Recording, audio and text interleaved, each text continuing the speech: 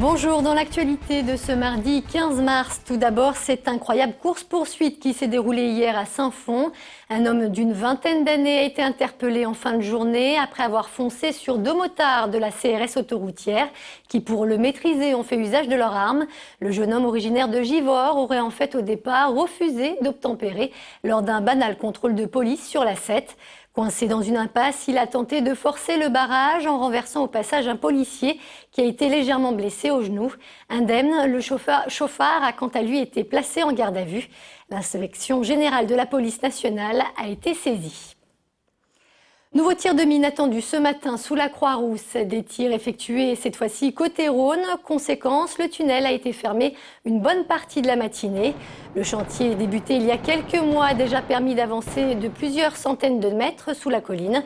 La fin du percement du 2e tube dédié aux piétons et aux modes doux est prévue pour courant 2012.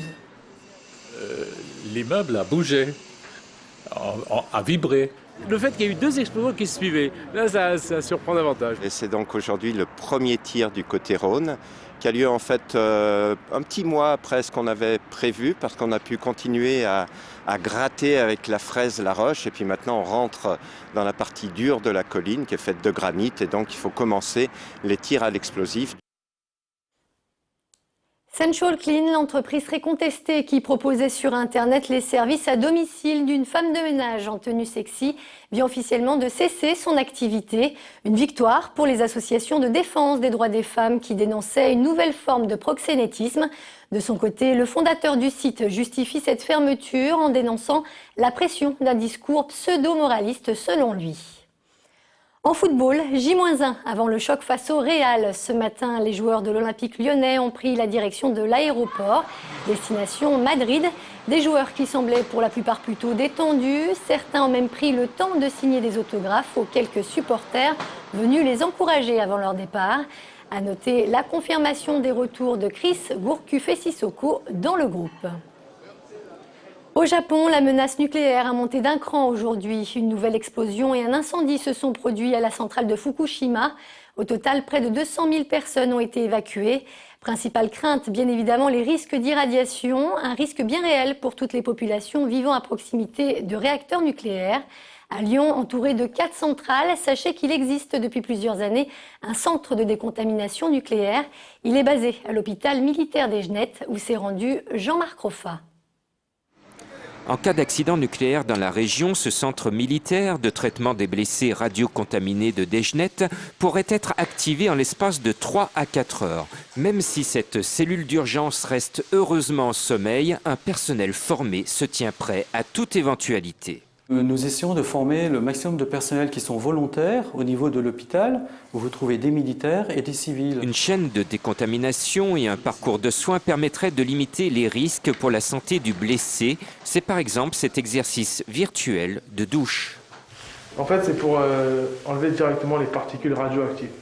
On parle d'irradiation lorsque l'on est soumis à une source de rayonnement ionisant, comme une source de rayon X par exemple, c'est-à-dire que cette irradiation ne dure que le temps d'exposition. En revanche, quand on est contaminé, cela signifie que l'on est porteur de particules qui sont potentiellement radioactives.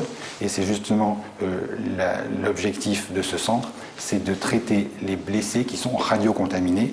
En cas de catastrophe nucléaire dans notre région, par exemple au Bugey, la préfecture déclencherait aussitôt son plan blanc. Dans ce cas, la structure ici militaire de Desgenettes serait renforcée par les unités spéciales civiles de Grange-Blanche et Lyon-Sud. Un sujet plus léger pour terminer ce journal. Depuis ce week-end, la pêche à la truite est officiellement ouverte. Quelques passionnés se sont donné rendez-vous sur les berges de la Gère, du côté de Vienne. Gérald Bouchon y était. 54 cm.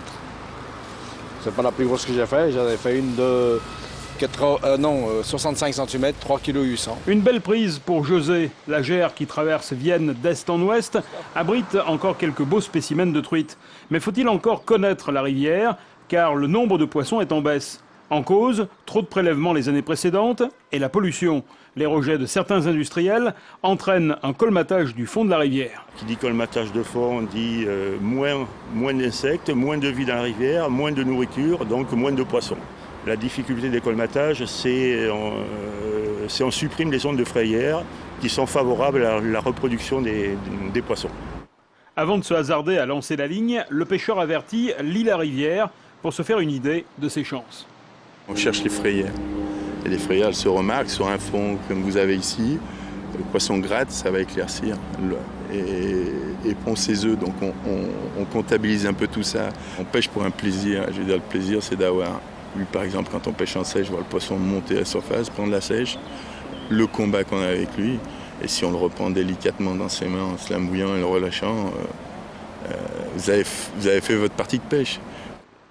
Les parcours no-kill, comme ici sur 1 km, permettent de préserver le poisson dans l'univers souvent hostile que représentent nos villes. Avant de se quitter, je vous rappelle que ce soir, vous pourrez retrouver à 18h05 Popcorn, le mag ciné préparé par Eleanor Blackden. À 20h15, ce sera Quartier de vie, consacré cette semaine au quartier Gréon, situé sur la colline de Fourvière. Quant à moi, j'aurai le plaisir de vous retrouver à 17h pour le 3 minutes chrono. Excellent après-midi sur TLM.